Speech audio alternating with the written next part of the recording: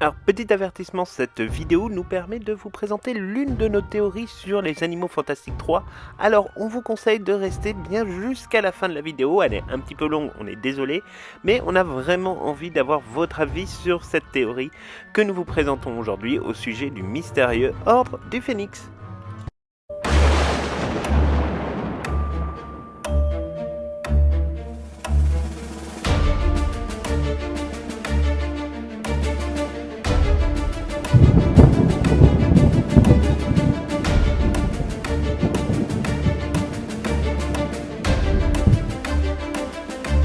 Bonjour à tous et bienvenue dans cette nouvelle vidéo. Aujourd'hui, nous allons nous attaquer à un sacré sujet soulevé par le second volet de la saga des Animaux Fantastiques. Un mystère que nous avons envie de résoudre. C'est donc en toute humilité que nous allons tenter d'avancer une théorie qui sera probablement invalidée ou non dans les tout prochains volets des Animaux Fantastiques et probablement dans le 3e épisode. Mais comme on dit, qui ne tente rien n'a rien et on préfère donc avancer nos pions. Vu le titre de la vidéo, vous vous doutez que nous allons nous attaquer à un mastodonte de l'ère Harry Potter, tenter de comprendre son fonctionnement, ses buts, ses objectifs et surtout son histoire à travers les âges. C'est bien évidemment de la question de l'Ordre du Phénix dont nous allons tenter de vous parler et de voir si le réseau international que nous voyons pointer le bout de son nez dans les crimes de Grindelwald pourrait être le célèbre Ordre du Phénix dans une version préliminaire à celle que nous allons rencontrer près de 60 ans plus tard lors de la première guerre des sorciers contre Voldemort. Pour répondre à cette question, nous allons déjà partir de ce que nous savons de l'histoire de l'Ordre et pour cela il faut remonter aux origines telles que présentées dans la saga originelle de Harry Potter. La première fois que l'on croise l'idée d'un groupe de résistants autour d'Albus Dumbledore, c'est évidemment à la toute fin de Harry Potter et la Coupe de Feu, lorsque Voldemort est bel et bien revenu en pleine possession de ses capacités physiques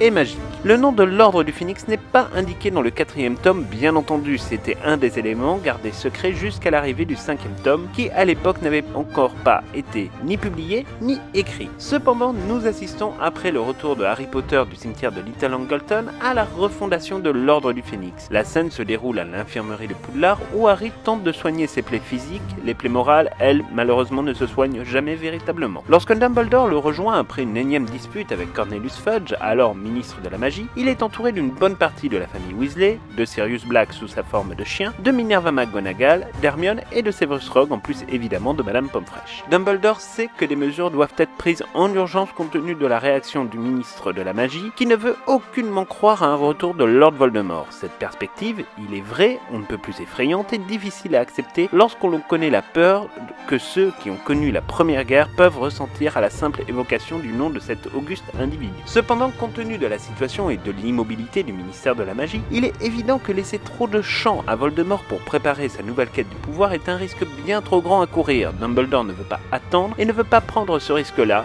Pour lui, il faut une réponse immédiate, forte et surtout organiser très rapidement une riposte sans attendre n'importe quelle décision politique qui risque de ne pas tomber avant longtemps compte tenu de l'hostilité de Fudge. Dans l'infirmerie de Poudlard, il se passe de nombreuses choses.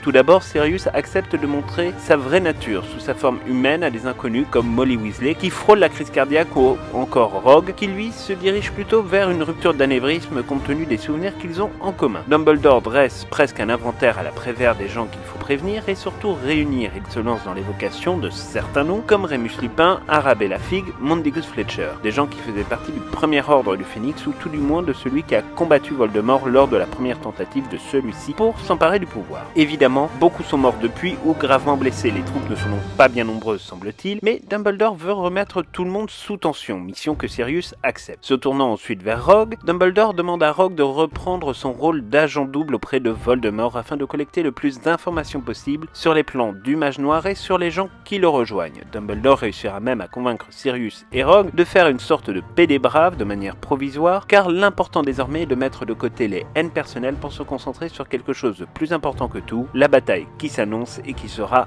très rude. Il chargera également Hagrid et Madame Maxime de mener une mission de négociation diplomatique auprès des géants qui ont toujours eu une tendance à se tourner vers les forces du mal et donc vers Voldemort. Ce qui est intéressant n'est pas tant le cas de Hagrid, dont on sait la fidélité et la loyauté à Dumbledore, bien entendu. Il se jetterait de la tour d'astronomie pour lui, ce qui est le plus marquant en réalité, c'est Madame Maxime. Cela fait écho d'ailleurs à notre théorie que nous allons aborder un peu plus tard dans cette vidéo. Le fait qu'elle soit une personnalité étrangère et qu'elle va en plus accepter de répondre à une requête très spécifique spécifique de Dumbledore et donc par nature de l'Ordre du Phénix nous apparaît un peu comme une référence aux événements survenus dans les crimes de Grindelwald, où l'on voit bien que le réseau de Dumbledore, que ce soit l'Ordre ou non, est international et que ce réseau se mobilise clairement dans l'heure. On sent Dumbledore revêtir le costume d'un chef de guerre, prêt à organiser la lutte, à faire redémarrer ses réseaux, à mettre tout le monde en alerte et à se doter des bonnes personnes aux bons endroits pour contrer du mieux qu'il le peut les forces du mal. Il est d'ailleurs impressionnant de constater ce virage dans les livres sur le personnage de Dumbledore que l'on voyait comme un grand sage retiré sur son Aventin et distribuant à la fois sagesse et plaisanterie dans les 3 premiers tomes. Cette période-là est révolue, cela semble évident. Le temps n'est plus à la plaisanterie et c'est franchement quelque part plaisant de sentir à ce point la naissance ou plutôt la renaissance d'un combattant. On en découvre davantage évidemment dès le début de l'Ordre du Phénix lorsque Harry est évacué par les troupes de l'Ordre du 4 Privet Drive suite à l'attaque des détraqueurs qu'il a subi. La protection de Harry est, on le voit, massive, digne d'une haute personnalité et pour cause, il est l'élu, même s'il ne le sait pas encore pour le moment. L'exfiltration de Harry Potter de sa maison familiale, si on peut la qualifier ainsi, démontre la très grande organisation et la très grande mobilisation de l'ordre, avec des personnes à différents endroits, à la fois proches de Harry mais aussi éloignées sur le parcours. On sent que l'été a été prolifique pour organiser au mieux et refonder des équipes qui avaient été largement disséminées à l'occasion de la première guerre des sorciers. Et cela est pour le coup absolument passionnant dans la mesure où on va découvrir petit à petit la longue histoire de cet ordre que l'on remonte jusqu'au tout début de la première guerre des sorciers. Rien n'indique que cet ordre ne préexistait pas auparavant. L'histoire de l'ordre durant la première guerre est très différente de sa version contemporaine. Le contexte n'est pas le même. À l'époque de la première tentative finalement de prise de pouvoir de Lord Voldemort, Ministère et Ordre du Phénix ont le même objectif et s'ils ne travaillent pas nécessairement de concert, les buts se rejoignent, ce qui est déjà largement suffisant. En réalité, de nombreux aurors du ministère de la Magie sont également membres de l'Ordre du Phénix à cette époque-là. Là où le ministère est un peu empêtré dans les questions administratives ou dans la gestion des fuites dans ses services, l'Ordre du Phénix est beaucoup plus discret et peut donc mettre en œuvre de véritables raids secrets à l'encontre des Mange-Morts. Il faut dire que comme toute société secrète qui se vaut, l'Ordre du Phénix sait se faire discret et évite généralement la fuite de ces informations, contrairement au ministère de la Magie, où l'on peut imaginer pour des raisons que l'on peut comprendre, de très nombreuses fuites venant ainsi déstabiliser ses propres actions. Le ministère de la Magie n'est pas l'institution connue pour être la plus discrète, forcément c'est une administration. Pour l'ordre, c'est autre chose. Dumbledore, qui est probablement l'un des plus grands sorciers de tous les temps, va inventer une méthode pour le moins originale pour transmettre ses ordres et que les informations circulent en circuit fermé avec les membres de l'Ordre du Phénix. C'est ainsi qu'il va modifier le sortilège du Patronus pour permettre à ces mêmes Patronus de parler et donc de délivrer des messages. Il s'agit là d'un acte extrêmement avancé de magie, mais ces sortilèges fera ses preuves même plusieurs décennies plus tard. Si la seconde guerre des sorciers s'apparente davantage à une guerre de pouvoir visant à éradiquer Harry Potter et ses amis, la première guerre des sorciers est bien différente.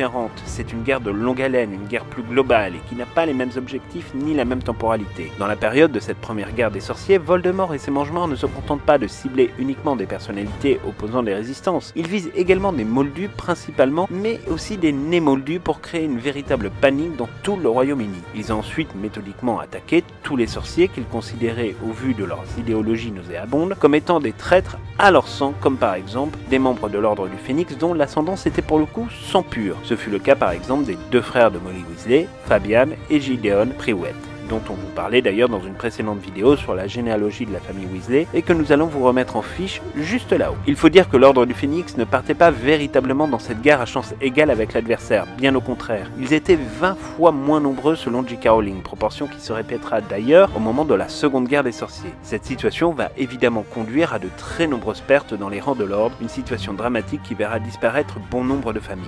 La liste des victimes sera longue, très longue, trop longue, et marquera pour les décennies à venir le monde des sorciers de Grande-Bretagne. Il y a évidemment Lily et James Potter, mais aussi les parents de Neville, Frank et Alice Londubat, qui laisseront derrière eux 2 orphelins. En tout, 9 des principaux membres de l'Ordre du Phénix perdront la vie durant la première guerre des sorciers, et ce bilan ne tient évidemment pas compte de tous les morts moldus et des sorciers qui ont péri lors de cette guerre. La seconde guerre des sorciers débute évidemment avec le retour de Lord Voldemort à la fin de la 4e année d'Harry Potter. Il reconstitue de son côté petit à petit ses troupes. Cette mobilisation, elle l'est pendant la restauration de l'Ordre du Phénix telle que nous vous la racontions plus haut. Seulement, cette refondation s'accompagne malheureusement d'une période où finalement rien ne sera plus jamais comme avant, en l'occurrence, puisque l'Ordre va devoir lutter évidemment contre les Mange-Morts, mais aussi cette fois-ci contre le ministère qui s'opposera violemment à l'idée d'un retour de Lord Voldemort. Il va donc y avoir beaucoup plus d'embûches sur le chemin pour les membres de l'Ordre et qui en plus ne sont pas véritablement légion. Beaucoup de ceux qui étaient là lors de la première guerre des sorciers sont morts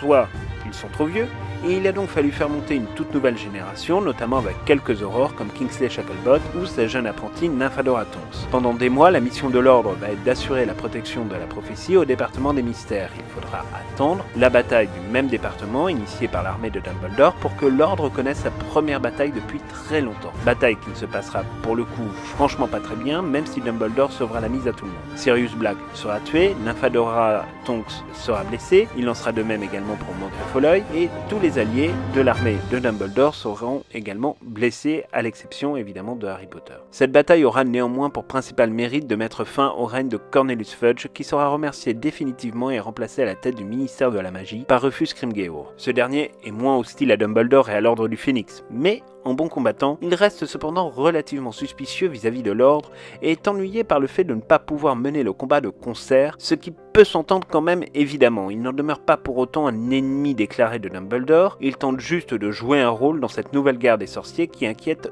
tant la communauté magique de Grande-Bretagne. C'est pour cela qu'il perçoit en Harry Potter un véritable atout, un atout pour le moins politique et dont il serait intéressant de capter la célébrité et l'espoir qu'il génère pour évidemment servir des intérêts politiques. Cela pourrait vraiment être intéressant pour lui, mais Harry ne donnera jamais suite à ces différentes propositions de collaboration. Ainsi, il va apparaître quand même une véritable problématique en raison de la mobilisation toujours en double de troupes. Par exemple, des aurores du ministère de la magie sont en charge de la sécurité de Poudlard, mais Dumbledore a également placé une partie des membres de l'ordre du Phénix à proximité, à la fois pour servir de renfort, mais aussi et surtout pour évidemment continuer à assurer la sécurité de Harry Potter. La problématique étant que dans le cadre de la 6e année, l'ennemi ne tentera pas de pénétrer les murs et les systèmes défensifs du château en venant de l'extérieur, cela aurait été beaucoup trop simple finalement. Au contraire, il a fallu que ce soit Drago Malfoy, depuis l'intérieur du château, qui permettent l'arrivée des Mange-Morts. Heureusement, Harry et Dumbledore avaient quelque peu prévu le coup et lors de leur départ pour la grotte de Voldemort, ils laissèrent l'école sous la bonne garde des membres de l'ordre du Phénix mais aussi des membres de l'armée de Dumbledore qui venaient les suppléer. S'ensuivit la bataille de la Tour d'Astronomie qui fut une défaite sanglante avec la mort d'Albus Dumbledore. L'ordre du Phénix se trouve donc complètement décapité de sa tête pensante et de son leader naturel. Albus Dumbledore avait prévu cette éventualité depuis bien longtemps et il était tout à fait logique que sa suite soit prise par Alastor Maugrey, dont les talents évidemment de combattant et sa connaissance des batailles pouvaient en faire un atout. Il se retrouve à la tête d'un ordre du Phénix, privé de son quartier général, puisque en effet la noble maison des Black a été abandonnée définitivement afin d'assurer sa sécurité. Rogue étant au courant de l'adresse et étant également le meurtrier d'Albus Dumbledore, il aurait été trop risqué de rester au même endroit. Il n'est pas extraordinairement clair que l'ordre du Phénix se soit doté d'un autre quartier général, mais il semble qu'il passait quand même beaucoup de temps au Terrier chez les Weasley. Il disposait également d'un certain nombre de résidences bien protégées par des sortilèges pour se cacher ou se reposer, comme ce fut le cas par exemple de la chaumière au coquillage. Mais Maugrey doit faire face à un problème de taille. La mort de Dumbledore a évidemment été perçue comme une catastrophe, car pour beaucoup il était le seul à pouvoir se débarrasser de Voldemort, ou tout du moins à lui tenir tête. L'ordre a donc forcément une résonance moindre désormais. Pourtant les missions de l'ordre devaient continuer. Et continuer encore et toujours, et notamment une en particulier, la protection de Harry Potter. Et c'est cette dernière qui évidemment presse plus que toutes les autres. La barrière magique fournie par sa tante et les nombreux sortilèges de protection autour du 4 Private Drive prennent fin au moment du 17e anniversaire de Harry Potter, soit le 31 juillet 1997. Il était donc extrêmement urgent d'agir pour l'évacuer, et c'est lors de cette exfiltration que l'ordre du Phénix sera décapité une seconde fois avec la mort d'Alastor Maugrey lors de la bataille des 7 Potters où il sera assassiné par Lord Voldemort lui-même. Comme on vous le disait dans une vidéo sur le personnage d'Alastor Maugrey que l'on va vous remettre en fiche, il était tout à fait prêt à ce sacrifice. Il savait très bien que Voldemort penserait que le vrai Harry Potter serait évidemment avec le combattant le plus aguerri et le plus puissant de l'ordre, ce qui le désignait finalement comme une cible idéale. C'était finalement le dernier tour de passe-passe de Maugrey Folleuil pour assurer la protection de Harry le plus possible. L'ordre se retrouve donc à plusieurs reprises au Terrier ensuite avant que l'effondrement du ministère de la magie et l'assassinat de Rufus Scrimgeour obligent tout à chacun finalement à passer dans une clandestinité qui s'annonçait bien longue malheureusement, et c'est en cela finalement que l'ordre du Phénix verra sa fin provisoire, décapité, sans chef même si Kingsley Shacklebolt semble avoir pris la relève, et donc l'ordre va passer dans l'ombre et finalement mener des raids relativement mineurs dans cette guerre. La lutte devient donc souterraine. Les Weasley devront abandonner le terrier pour assurer leur propre sécurité. Il n'existe finalement plus vraiment de structuration propre à l'ordre. Ils sont devenus une partie, comme une autre finalement, de la résistance, à l'instar de l'armée de Dumbledore. C'est à l'occasion de la bataille de Poudlard que l'ordre du Phénix va reprendre du poil de la bête et accompagner Harry dans la grande salle à la rencontre de Severus Rogue. Ils s'occuperont, autant bien que mal, d'assurer la sécurité de Poudlard et de retarder le plus possible Voldemort et ses mange-morts. Le temps en tout cas que Harry progresse dans sa recherche et dans la destruction des Horcruxes. Encore une fois, on comptera de nombreux morts lors de cette seconde guerre des sorciers. Remus, Tonks, Fred Weasley, Ted Tonks, le père de Nymphadora, Rogue évidemment, Emmeline Vance et d'autres évidemment, beaucoup auront péri. Après la seconde guerre des sorciers, on assiste finalement à la séparation de l'ordre du Phénix. Kingsley Shacklebolt devient le tout nouveau ministre de la magie, l'armée de Dumbledore fut complètement dissoute, elle aussi évidemment, et s'en fut terminée de bon pour cet ordre du Phénix. Maintenant que nous avons vu l'histoire de cette partie de la résistance à Voldemort, il est temps de répondre à la question que nous nous posons, ou plutôt nous allons tenter d'être en capacité de comprendre ce à quoi nous avons assisté dans le second volet des Animaux Fantastiques lorsque Nicolas Flamel s'empare du livre magique. En tout cas, c'est ainsi qu'il est désigné. Et à ce moment-là, quand Nicolas Flamel tente de prévenir ses alliés, et de ce qu'il va, entre guillemets, se passer ou ce qu'il risque de se passer au cimetière du Père-Lachaise dans le mausolée des Lestrange. Cette scène est pour le moins extrêmement intrigante dans la mesure où jusqu'à présent on prenait pour acquis le fait que l'ordre du Phénix datait évidemment de la première guerre des sorciers contre Voldemort. En l'occurrence, nous sommes désormais en droit de remettre en question cette vérité que l'on prenait pour acquise. C'est pour cela que nous nous sommes plongés dans la littérature, à la fois dans Harry Potter mais aussi dans les nombreux écrits laissés par J.K. Rowling sur son site internet, sur Pottermore et mis à disposition également dans plusieurs interviews. Beaucoup de fans après la sortie des Crimes de Grindelwald ont affirmé qu'il s'agissait là d'une incohérence de la part de J.K. Rowling, d'une forme de contradiction par rapport à sa version originale qui voudrait que l'ordre soit né pendant la Première Guerre. En réalité, nous sommes en mesure d'affirmer qu'absolument rien n'indique de manière certaine que la création de l'ordre du Phénix remonte véritablement à la Première Guerre des Sorciers. Aucun élément écrit ou prononcé verbalement par J.K. Rowling ne vient en plus attester cette information. Dans Harry Potter et l'ordre du Phénix, il est clairement établi que les propos tenus par les uns comme par les autres sur l'ordre du Phénix font référence aux actes de ce dernier lors de la Première Guerre. Hermione elle-même affirme que Dumbledore a fondé l'ordre du Phénix, mais ne dit pas quand.